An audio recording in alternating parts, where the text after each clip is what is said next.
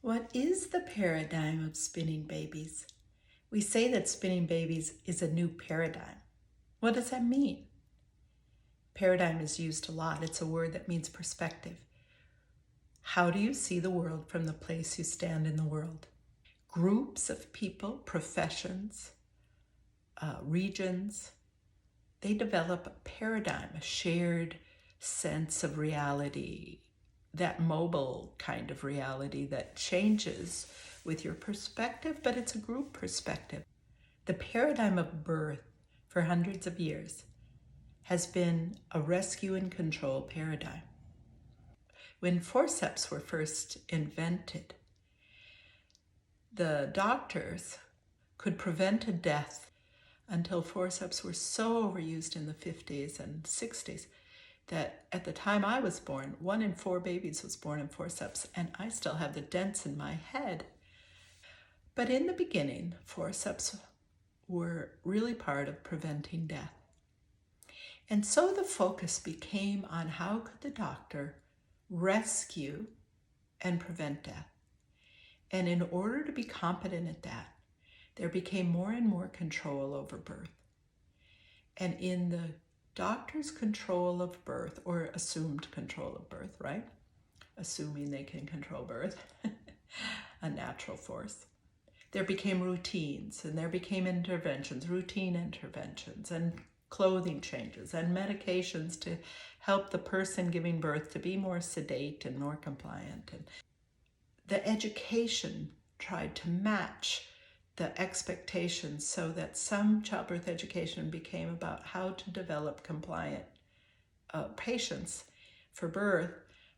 And then there's a movement of the people to try to hang on to individualization, to the dignity of the human being, the dignity of the birthing duo, to try to have some physiology, because what we discovered is that if you over control birth, the death rate actually stops going down and starts to go up with too much control, and there begins to be the schism between the parent and the child instead of the bringing them together. So there's been this movement for natural birth, and then the word became physiological birth. But is it physiological birth because we still are looking at it in the control paradigm? You know, like if we're going to rescue people in the extreme situations, we have to have some control over the situation so that our rescue is efficient. So they're developed this whole system. And it's not any fault of any individual, but it is to the advantage of the professional bodies that keep the control. So in order for these professional bodies to keep control, they had to diminish the midwife, because midwives are independent, individual, working with intuition, with the one-on-one relationship. And I'll tell you what, relationships with individuals is hard to control. Individuals would like to have things that are unexpected. Instinct is unexpected and mobile. And if a doctor's going to come into the room and the person's not in bed, then this disrupts the control routine. So it's better to do away with midwives and keep control. It's better to have more medication because that keeps compliance. And so there becomes this angst between those with the highest ability to rescue and those with the highest ability to respond. And so there gets to be this feeling of polarity. People are trying to find what's best, where do I stand, how do I practice? And we need both of these. We need to have the rescue available, and we need to have the individuality available. So there isn't any best. There is a mobile movement between the two. And what we want to do is raise human dignity, that human efficacy, so that this is a valid dynamic. So spinning babies brings a new perspective that is not to remove either of the two ends of polarity, but rather to hold sacred physiological functioning of the human body in the reproductive system, in the giving birth of our children, in the creation of parenting skills and hormones and natural abilities of the human mind, right? And the human hormones and the body, and all this is together. There's no separation. So we are holding forth physiology, but not as a passive allowance. Like if we get out of the body's way, the body will just do birth. That's, excuse me, but we are in an environment that has taken away our bodies. We have taught people to live from the neck up. We put cement under our feet and heels on our feet, and we separate ourselves from the earth.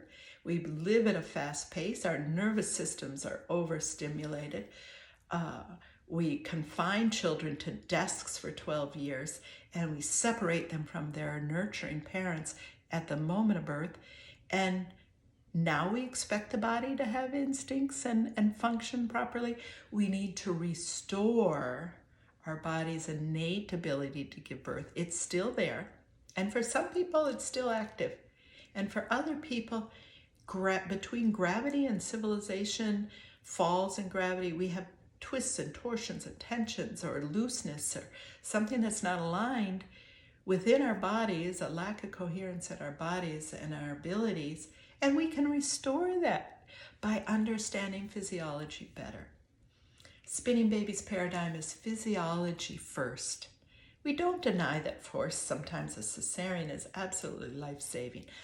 We invite the curiosity to say, but when is it life-saving, and when can we restore physiology and allow the release of the baby and the release of those hormones and the release of the innate ability? Let's restore that capability with the fascia, with responding to the receptors in the fascia. And then we see the restoration of birth.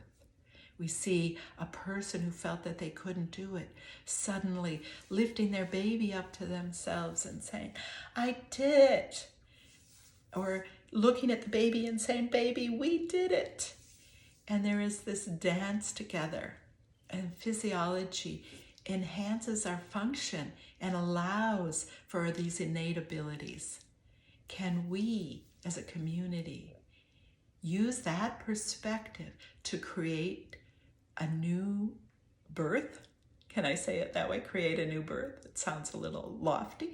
We're changing birth on earth, and we're going for the restoration of wholeness, for that relationship between the baby and their parent, for attachment and bonding, and for a more successful expression of life for all.